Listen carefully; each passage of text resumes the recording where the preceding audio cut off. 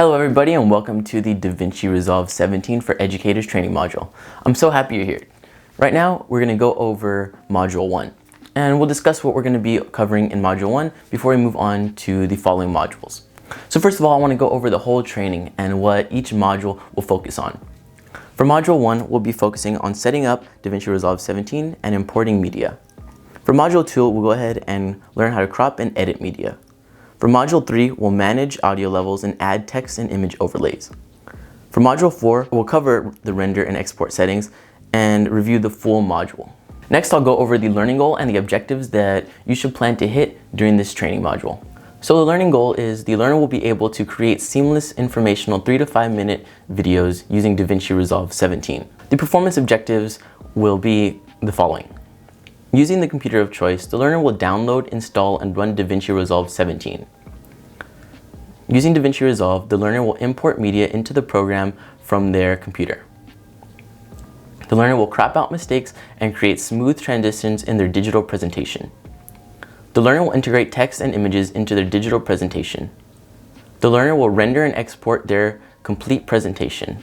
So just to clear things up, you will be creating a 3 to 5 minute informational video on a topic of your choosing, and that will be the final assessment after you complete all 4 modules of this training program. DaVinci Resolve is a great tool to use if you're an educator or content creator because this is one of the highest quality and most functional video production and multimedia editing tools on the market right now that's completely free.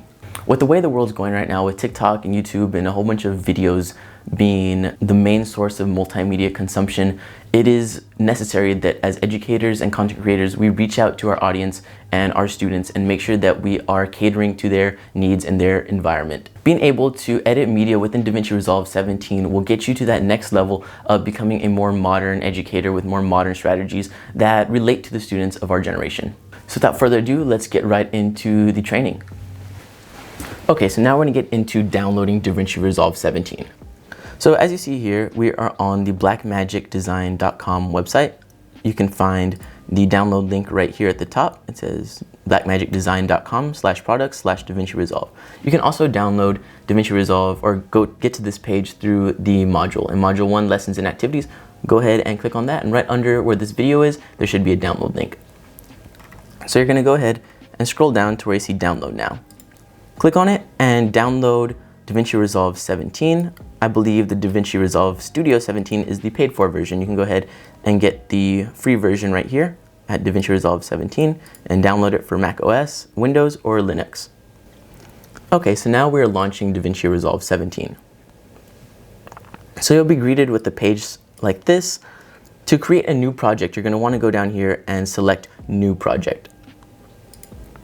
And you can go ahead and title it whatever you would want to do. For my sample project, I went ahead and did a guitar parts lesson, like a beginner 101 naming the parts. So I'm going to name it Guitar Lesson 101. Create. Excellent. So now you'll be greeted with this very intimidating looking page, but that is okay. We're going to go ahead and learn what these pages mean and how to navigate them. So as you see, you have all these panels down here. You have 7 panels. All 7 panels are accessible in the free version of DaVinci Resolve 17. The panel we're going to be focusing on is going to be the Edit panel. So we're going to go ahead and click the Edit panel down here at the bottom. Now that we're here, again, this kind of looks intimidating, but we'll go ahead and clean it up. In DaVinci Resolve, you can go ahead and close and open certain tabs. What I mean by that is you can make and adjust the timeline and interface usable to your usage and whatever you want to put on here and see. So we can go up here at the right and close out this box that says single viewer mode. That means we're only going to see the video that we're working on. The other one I feel like is a little bit distracting. Okay, so now this is kind of the interface that you want to look at. It looks pretty simple. There's the timeline down here, and then there's a big blank section up here. To import media, you're going to want to go ahead and click on the media pool. It's going to be up here at the top left-hand corner. And the media pool runs along the left-hand side of your screen. Now to get media in here, there's 2 different ways you can do it. You can right-click and do Import Media right here. Or what I like to do is open up your files. You can go ahead and find where your video is, which mine will be over here. I have a bunch of different files. I'm going to go ahead and find it. here's my demo guitar video, and you just click and drag into the media pool, just like that. Oh, also, it'll ask you about frame rates. Frame rates is how many still pictures there are per second in your video. So usually you can film in 30 to 60 frames per second. This isn't super important to know, but just know that DaVinci Resolve will ask you and confirm the frame rate. If you're importing two different clips and they're different frame rates, DaVinci Resolve will send this same little pop-up right here, and you just put change and it'll automatically adjust it for you. So there you go. You have your media up here in the media pool. Now this isn't the only place that you can import media. You can also do it down here on the media page at the bottom. You can do it on the cut page and the edit page.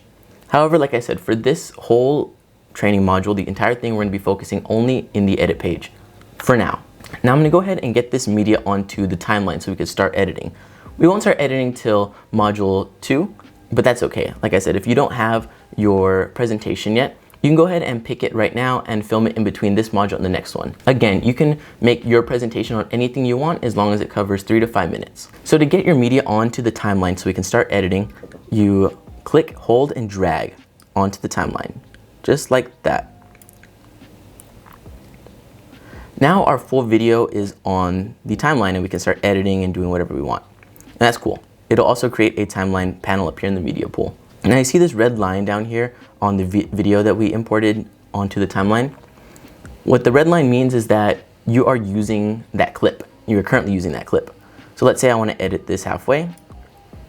You'll see the line up here adjust to halfway, or it should, maybe later on after you save it. But yeah, that red line just means that you are currently using that clip.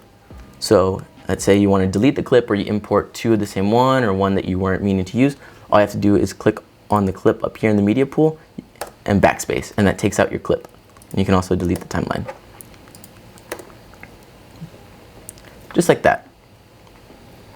Now there's no limit to how many media files you can put into the media pool. However, your computer may get bunched up after a while and it might crash the computer if you're doing a bunch at a time. Also, deleting clips from your media pool will not delete it from your storage device. So if I go back to my storage device, which is my hard drive, the video is still here. It is not deleted from my computer, it's only deleted from the media pool. So the different types of media that I'm aware of that you can import into the media pool is stuff like videos, like your MP4s, your .mov.